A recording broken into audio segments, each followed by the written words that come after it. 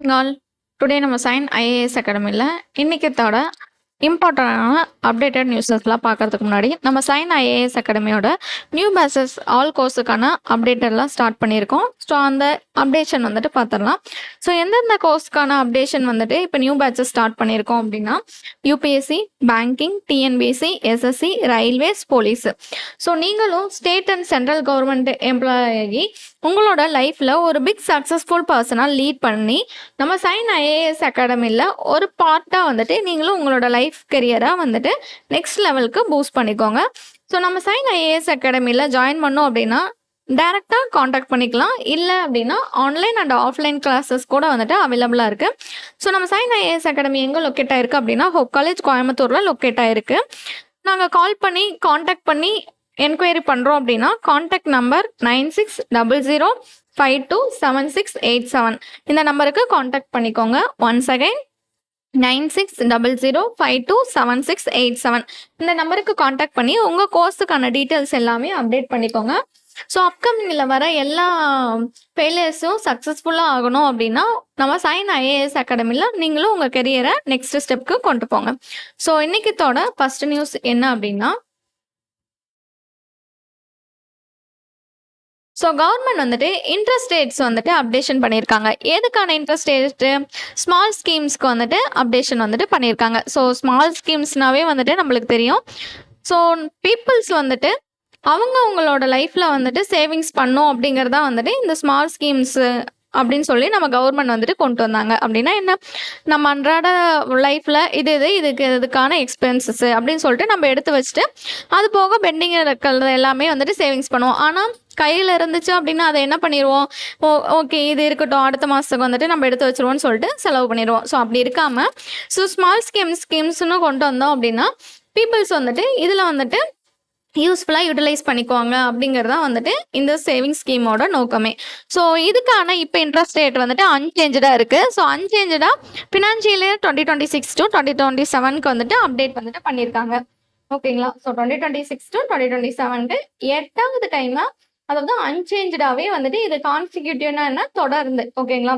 So தொடர்ந்து வந்துட்டு அன்சேஞ்சாவே இந்த ரேட்டை வந்துட்டு ஃபிக்ஸ் பண்ணியிருக்காங்க. So interest rate SC SSA அப்படின்னா என்ன அப்படின்னா சீனியர் சிட்டிசன் சேவிங்ஸ் ஸ்கீம். ஓகேங்களா? ஸோ அதுக்கும் பிளஸ் வந்துட்டு எஸ்எஸ்ஏ அப்படின்னா என்ன அப்படின்னா சுகன்யா சம்ரிதி அக்கௌண்ட். ஓகேங்களா? ஸோ இதுக்கு தான் வந்துட்டு பெண் குழந்தைகளுக்கு வந்துட்டு அக்கௌண்ட்ஸ் வந்துட்டு ஸ்மால் சேவிங் ஸ்கீம் போஸ்ட் ஆஃபீஸ்ல வந்துட்டு ஓப்பன் பண்ணுவோம்.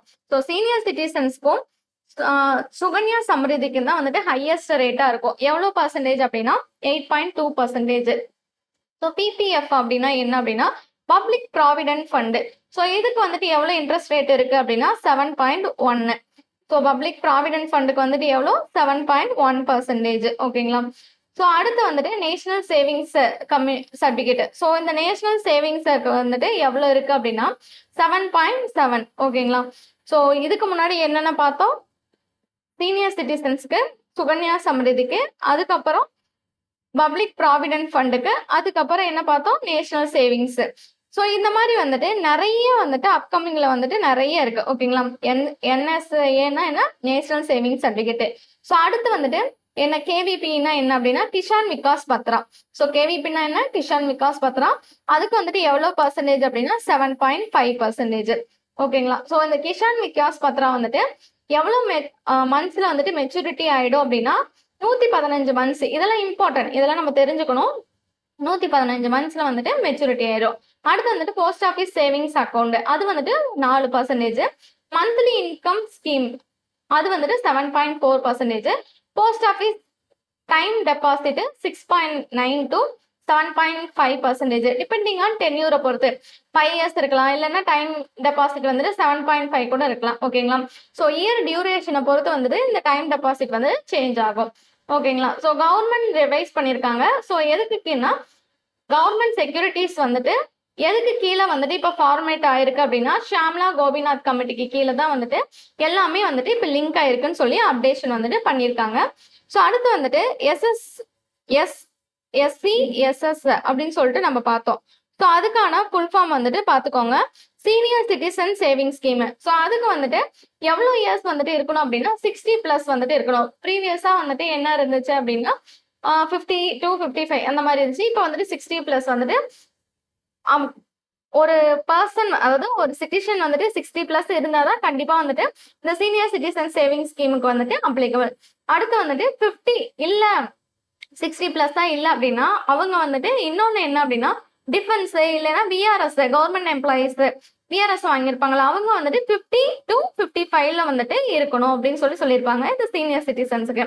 ஸோ டேக்ஸ் பெனிஃபிட்ஸ் வந்துட்டு அண்டர் செக்ஷன் 80C கீழே வந்துட்டு ஃபுல்லா வந்துட்டு கலெக்ட் பண்ணியிருக்காங்க. ஸோ இன்ட்ரெஸ்ட் அண்ட் டேக்ஸ் எல்லாம் வந்துட்டு இதுல அப்ளிகபிள் இருக்கும் அப்படின்னு சொல்லியிருக்காங்க. ஓகேங்களா? ஸோ இதுல நம்ம தெரிஞ்சுக்க வேண்டியது சீனியர் சிட்டிசன்ஸ்க்கும் சுகன்யா சம்ரிதிக்கும் 8.2%, அடுத்து பப்ளிக் ப்ராவிடென்ட் ஃபண்ட் வந்து 7.1, நேஷனல் சேவிங் சர்டிஃபிகேட் வந்து 7.7, கிஷான் விகாஸ் பத்ரா 7.5, 115 மந்த்ஸ். ஸோ இந்த 5 தான் வந்துட்டு ரொம்ப இம்பார்ட்டன்ட். ஏன் அப்படின்னா இதுதான் பேஸ். ஸோ இப்போ ரீசெண்டாக கவர்மெண்ட் செக்யூரிட்டிஸ் எல்லாமே எந்த கமிட்டிக்கு கீழே வந்துட்டு ஃபார்முலேட் ஆயிருக்குன்னு சொல்லிட்டாங்க? ஷியாமலா கோபிநாத் கமிட்டிக்கு கீழே ஃபுல்லாவே வந்துட்டு ஃபார்முலேட் ஆயிருக்குன்னு சொல்லிட்டாங்க. ஓகேங்களா? ஸோ அவ்வளவுதான். எயிட் வந்து அதாவது 8வது குவார்ட்டரா வந்துட்டு கான்சிக்யூட்டிவா அன்சேஞ்சாவே வந்துட்டு இது சேஞ்ச் ஆகாம வந்துட்டு இருக்குன்னு சொல்லிட்டு இப்போ வந்துட்டு ரிப்போர்ட்ல கொடுத்துருக்காங்க. அவ்வளவுதான். நெக்ஸ்ட் நியூஸ் பார்க்கலாம். ஸோ ஆர்பிஐ வந்துட்டு என்ன அப்படின்னா ஒரு சில கைட்லைன்ஸ் வந்துட்டு கொடுத்துருக்காங்க. ஸோ அது என்னென்ன கைட்லைன்ஸ் அப்படின்னா, ஸோ பாரோவிங் லிமிட்ஸை வந்துட்டு இன்க்ரீஸ் பண்ணியிருக்காங்க. அதாவது செக்யூரிட்டிஸ்க்கு பிளஸ் வந்துட்டு கேபிட்டல் மார்க்கெட்க்கு கீழே வந்துட்டு லோன் வாங்குறாங்கல்ல, ஸோ loan against share and eligible செக்யூரிட்டிஸ்க்கு கீழே வந்துட்டு லோன் வாங்குறவங்களுக்காக பாரோவிங்ஸ் லிமிட் வந்துட்டு இன்க்ரீஸ் பண்ணியிருக்காங்க. எவ்வளோ அப்படின்னா 20 லட்சத்துலேருந்து 1 crore வந்துட்டு பாரோவர்ஸ்க்காக இன்க்ரீஸ் பண்ணியிருக்காங்க. எதுக்கு கீழேன்னு பார்த்துக்கோங்க, கேபிட்டல் மார்க்கெட்டை வந்துட்டு இன்னும் ப்ரமோட் பண்ணும் அப்படிங்கிறதுக்காக. ஸோ ஏன் அப்படின்னா பாரோவர்ஸ் வந்துட்டு 20 lakh இருக்கு அப்படின்னா பெரிய பெரிய பிசினஸ் மேன்ஸ்லாம் வந்துட்டு 20 lakhsங்கிறது அவங்களோட கேபிட்டல்ல இருந்து ஒரு 0.001% இருக்கலாம். ஸோ இது வந்துட்டு ரொம்ப கேபிட்டல் மார்க்கெட்ல வந்துட்டு ரொம்ப கம்மியா இருக்கு. ஸோ கேபிட்டல் மார்க்கெட்டை வந்துட்டு நம்ம இன்னும் மேம்படுத்தணும், அதோட செக்யூரிட்டிஸை வந்துட்டு இன்னும் வலுப்படுத்தணும் அப்படிங்கிறதுக்காக ஸோ கேபிட்டல் மார்க்கெட்டை வந்துட்டு ப்ரமோட் பண்ணுங்கிறதா வந்துட்டு லோன் அகெயின்ஸ்ட் அந்த ஷேர் எலிஜிபிள் செக்யூரிட்டியா 20 லட்சத்துல இருந்ததை இப்போ 1 crore வந்துட்டு பர் பாரோவர்ஸ்க்கு வந்துட்டு இப்போ இன்க்ரீஸ் பண்ணி கொடுத்துருக்காங்க. ஓகேங்களா? ஸோ ஐபிஓ, எஃபிஓ, இஎஸ்ஓபி அப்படின்னா என்ன அப்படின்னா, ஐபிஓனா இனிஷியல் பப்ளிக் ஆஃபரிங், எஃபிஓனா ஃபாலோ ஆன் பப்ளிக் ஆஃபர்ஸ், அடுத்து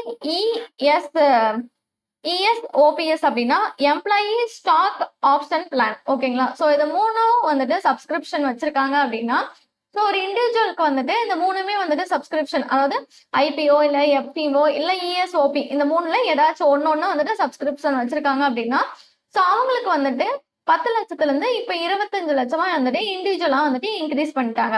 ஓகேங்களா? மேல கேபிட்டல் மார்க்கெட்ல இன்க்ரீஸ் பண்ணிருப்பாங்க, இப்ப இனிஷியல் பப்ளிக் ஆஃபரிங், அடுத்து வந்துட்டு follow on public offers, employee stock இன்னும் பிளான்ல வந்துட்டு 10ல இருந்து 25 லட்சமா வந்துட்டு மாத்திட்டாங்க. ஸோ அடுத்து வந்துட்டு சிஸ்டம் வைடு கேபிட்டல். ஸோ இப்போ வந்துட்டு என்டையர் பேங்கிங் சிஸ்டமும் வந்துட்டு ப்ரிவென்ட் பண்றாங்க பைபாசிங் லிமிட்.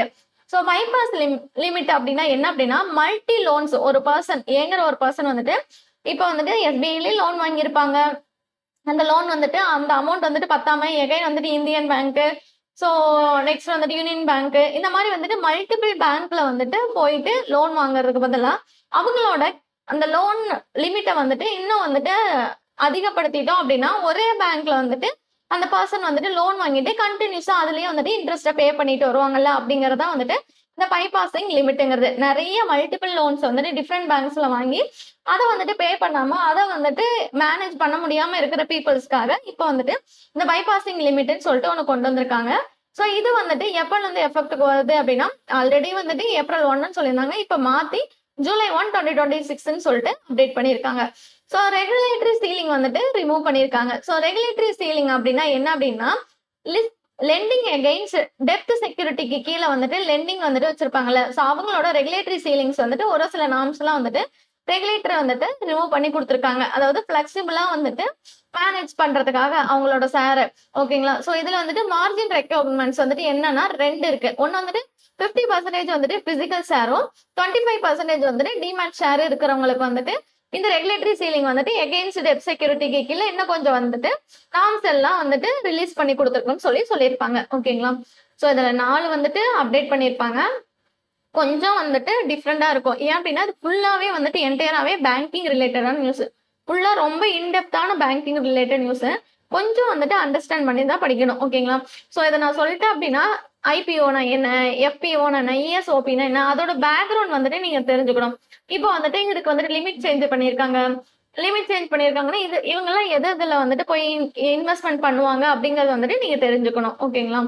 ஸோ ஆல்ரெடி நம்ம பார்த்துருக்கோம் ஆர்பிஐ ஹெட் குவார்ட்டர்ஸ் எங்க இருக்கு, மும்பை மகாராஷ்டிரால இருக்கு. இதோட கவர்னர் வந்தது சஞ்சய் மல்ஹோத்ரா. எஸ்டாப்ளிஷ் இயர் வந்துட்டு April 1, 1935. டோட்டலா 4 டெபுட்டி கவர்னர்ஸ் இருப்பாங்க. சுவாமிநாதன் ஜனாகிருஷ்ணன், டி வந்துட்டு ரவிசங்கர், ஸ்ரீதேஷ் சந்திர முர்மு, பூனம் குப்தா. ஓகேங்களா? ஸோ அதுல அவ்வளவுதான். நெக்ஸ்ட் நியூஸ் போயிடலாம். ஆர்பிஐ வந்துட்டு இம்போஸ் பண்ணியிருப்பாங்க. என்ன இம்போஸ் பண்ணியிருப்பாங்க அப்படின்னா 31.8 lakh பெனால்ட்டி வந்துட்டு ஆப்பிள் பேமெண்ட் பேங்க்குக்கு வந்துட்டு பெனால்ட்டி வந்துட்டு ரைஸ் பண்ணியிருப்பாங்க. ஸோ அந்த பெனால்ட்டி ரைஸ் பண்ணதுல எதுக்காக பெனால்ட்டி ரைஸ் பண்ணியிருக்காங்க, பெனால்ட்டி போட்டிருக்காங்க ஓகே அப்படிங்கறத வந்துட்டு இல்லாம இந்த பேங்க்குக்கு இது இவ்வளவு போட்டிருக்காங்க அப்படிங்கறத வந்துட்டு நம்ம தெரிஞ்சுக்கிறதுக்கு முன்னாடி அவங்க என்ன வயலன்ட் பண்ணியிருக்காங்க அதுக்கு வந்துட்டு பெனால்ட்டி போட்டிருக்காங்கிறத நம்ம கண்டிப்பா தெரிஞ்சுக்கணும். ஓகேங்களா? சர்டைன் ப்ரொவிஷன்ஸ் ரிலேட்டடா டிஸ்க்ளோஸ்மெண்ட் வந்துட்டு ஃபினான்ஷியல் ஸ்டேட்மெண்ட்ஸ் வந்துட்டு கரெக்டா வந்துட்டு இருக்காது. நான் கம்ப்ளைண்ட்ஸ்க்கு கீழே வந்துட்டு certain provision disclosure financial statements வந்துட்டு ப்ராப்பரா மெயின்டைன் பண்ணியிருக்க மாட்டாங்க. அதனால ஏர்டெல் பேமெண்ட்க்கு வந்துட்டு 31.8 lakh வந்துட்டு பெனால்ட்டி வந்துட்டு ஆர்பிஐ போட்டிருக்காங்க. இதோட ஹெட் குவார்ட்டர்ஸ் ஏர்டெல் பேமெண்ட் பேங்கோட ஹெட் குவார்ட்டர்ஸ் வந்துட்டு குருகிராம் ஹரியானால இருக்கு. இதோட எம்டி அண்ட் சிஓ வந்துட்டு அனுபிரதா விஸ்வாஸ். ஓகேங்களா? ஸோ ஆர்பிஐ இது வந்துட்டு முன்னாடியே பார்த்தோம். ஹெட் குவார்ட்டர்ஸ் வந்துட்டு மும்பை மகாராஷ்டிரா. கவர்னர் வந்துட்டு சஞ்சய் மல்ஹோத்ரா, 26வது கவர்னர். எஸ்டாப்ளிஷ் இயர் வந்துட்டு April 1, 1935. இதோட ஆக்ட் என்ன ஆல்ரெடி நான் சொல்லியிருக்கேன்ல, 35னா 34. ஆர்பிஐ இது மட்டும் முன்னாடி வரும் அப்படின்னு சொல்லிட்டு சொல்லியிருக்கேன். ஸோ ஆர்பிஐயோட ஆக்ட் வந்துட்டு 1934. 4 டெபுட்டி கவர்னர்ஸ் இருக்காங்க.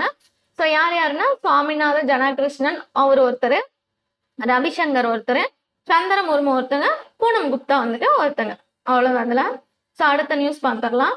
So central board of direct taxes. So central board of direct taxes வந்துட்டு இப்போ என்ன பண்ணியிருக்காங்க அப்படின்னா இன்கம் டேக்ஸ் ரூல்ஸ் வந்துட்டு 2026 சொல்லிட்டு அப்டேட் பண்ணியிருக்காங்க. ஓகேங்களா? ஸோ இன்கம் டேக்ஸ் ரூல்ஸ் வந்துட்டு எப்பல இருந்து வந்துட்டு இது எஃபெக்ட்டுக்கு வருது அப்படின்னா April 1, 2026 இருந்து எஃபெக்ட்டுக்கு வந்துருச்சு. ஸோ ப்ரீவியஸா வந்துட்டு 2 இருந்திருக்கும் டாக்ஸ் இயர்ஸ்ன்னு சொல்லிட்டு. என்ன அப்படின்னா ப்ரீவியஸ் இயர் பிளஸ் வந்துட்டு அசஸ்மெண்ட் இயர்னு சொல்லிட்டு 2 வந்துட்டு வச்சிருப்பாங்க.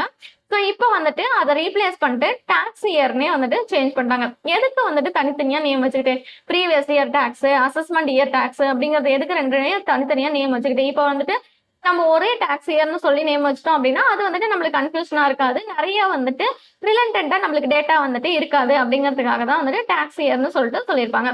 ஸோ இது வந்துட்டு ரிட்டன்ஷன் வந்துட்டு சேரிட்டபிள் ட்ரஸ்ட் ரெடியூஸ்டு ஃப்ரம் வந்துட்டு 10 years to 6 years வந்துட்டு சேரிட்டபிள் ட்ரஸ்ட்டுக்கெல்லாம் வந்துட்டு இயர்ஸை வந்துட்டு கம்மி பண்ணிட்டாங்க. Tax year. ஓகேங்களா? Previous year assessment year name change பண்ணாங்க டாக்ஸ் இயர்னு. அடுத்து வந்து சேரிட்டபிள் ட்ரஸ்ட்டுக்கெல்லாம் வந்துட்டு 10 வருஷத்துல இருந்து 6 years வந்துட்டு எல்லாத்தையும் வந்துட்டு சேஞ்ச் பண்ணாங்க. கீழே இருக்கிறது ஃபுல்லாவே வந்துட்டு சேஞ்ச் தான் பண்ணியிருப்பாங்க. என்னென்ன அப்படின்னு சொல்லிட்டு ஒன்னொன்னா பார்த்துடலாம். ஸோ டாக்ஸ் பேயர்ஸ் ரிலீஃப் அப்படின்னு சொல்லிட்டு கொடுத்துருப்பாங்க. ஸோ காமனா வந்துட்டு ரிஜிஸ்ட்ரேஷன் அண்ட் டொனேஷன் அப்ரூவல்ஸ்க்கு கீழே இருக்கிற single and common registration, tax deductible donation இது எல்லாத்தையுமே வந்துட்டு எல்லாமே வந்துட்டு டாக்ஸ் பேயர்ஸ்க்குன்னு சொல்லிட்டு ரிலீஃப் பண்ணி இது எல்லாமே வந்துட்டு ரிலீஃப்மெண்ட் தான். என்னென்ன அப்படின்னு சொல்லிட்டு அப்படின்னா சில்ட்ரன்ஸ் எஜுகேஷன் அலவன்ஸா வந்துட்டு 3 years per month வந்துட்டு மேக்ஸிமம் வந்துட்டு 2 childrens இல்லைன்னா அப் டு வந்துட்டு 100 வந்துட்டு கொடுக்குறாங்க. அதாவது மேக்ஸிமம் வந்துட்டு 2 children அப்புறம் வந்துட்டு 100 rupeesல இருந்து அலவன்ஸ் வந்துட்டு கொடுக்குறாங்க. அதாவது 3,000 per month கொடுக்கலாம். இல்ல அப்படின்னா மேக்ஸிமம் வந்துட்டு 2 children கொடுக்குறாங்களா, இல்ல அப்படின்னா 100 வந்துட்டு ருபீஸ் வந்துட்டு அதாவது டே வைஸ் மந்த் வைஸ் அந்த மாதிரி கூட வந்துட்டு நீங்க அப்ளிகபிள் பண்ணிக்கலாம்னு சொல்லியிருப்பாங்க. அடுத்து வந்துட்டு ஹாஸ்டல் அலவன்ஸ் அது வந்துட்டு 9,000 per month வந்துட்டு சொல்லியிருப்பாங்க. அப்புறம் வந்துட்டு 300. ஸோ இது வந்துட்டு படிக்கணும் அப்படின்னா அதெல்லாம் இம்பார்ட்டன்ட் இல்லை, முன்னாடி இருக்குல்ல அதுதான் இம்பார்ட்டன்ட். ஸோ சில்ட்ரன்ஸ் எஜுகேஷன் அலவன்ஸ்னா 3,000, ஹாஸ்டல் அலவன்ஸ்னா 9,000. அடுத்து வந்துட்டு எம்ப்ளாயர்ஸ் கிஃப்ட் அப்படின்னா அப் டு வந்துட்டு எது வரைக்கும்னா 15,000 வரைக்கும் ஆனுவலா. ஓகேங்களா? ஸோ மீல்ஸ் எக்ஸ்டென்ஷன் வந்துட்டு 200 வந்துட்டு மீல்ஸ் வந்துட்டு இருக்கிறதுக்கெல்லாம் வந்துட்டு டாக்ஸ் ரிலீஃப் வந்துட்டு கொடுத்துருக்காங்க. ஸோ அடுத்து வந்துட்டு டிரான்ஸ்போர்ட் அலவன்ஸ் வந்துட்டு டிஃப்ரெண்ட்லி ஏபிள்டு பீப்புள்ஸ் 15,000 வரைக்கும் வந்துட்டு அவங்களுக்கு வந்துட்டு கொடுத்துருக்காங்க. ஓகேங்களா? ஸோ இதில் வந்துட்டு இன் மெட்ரோ வந்துட்டு 3200 வந்துட்டு ரிலீஃப் கொடுக்குறாங்க. ஸோ டேக்ஸ் பேயர்ஸில் வந்துட்டு சில்ட்ரன்ஸ்க்கு வந்துட்டு ரிலீஃப் எஜுகேஷன் கொடுத்துருக்காங்க. ஹாஸ்டல் அலவன்ஸ் வந்துட்டு 9000 வரைக்கும் இருந்துச்சு அப்படின்னா டேக்ஸ் வந்துட்டு கொடுத்துருக்காங்க ரிலீஃப். அடுத்து எம்ப்ளாயிஸ் கிஃப்ட் வந்துட்டு 15000 வரைக்கும் வந்துட்டு, அதாவது ஆனுவலா, அது எல்லாமே மந்த்து.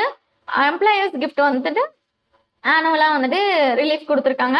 மீல் எக்ஸம்ஷன் வந்துட்டு 200 பர் மீலுக்கு வந்துட்டு கொடுத்துருக்காங்க. அதுவே டிரான்ஸ்போர்ட் அலவன்ஸ் வந்துட்டு differently abled person, differently abled person என்ன, டிசபிள்டு பர்சன், அவங்களுக்காக வந்துட்டு என்ன பண்ணியிருக்காங்க, 15000 வந்துட்டு மந்த்லி. ஓகேங்களா? ஸோ ஒன்று தான் வந்துட்டு என்ன ஆனுவலா வந்துட்டு நம்மளுக்கு மாற்றி கொடுத்துருப்பாங்க. அடுத்து வந்துட்டு ஹவுசிங்க்கு வந்துட்டு எக்ஸம்ஷன் வந்துட்டு கொடுத்துருப்பாங்க.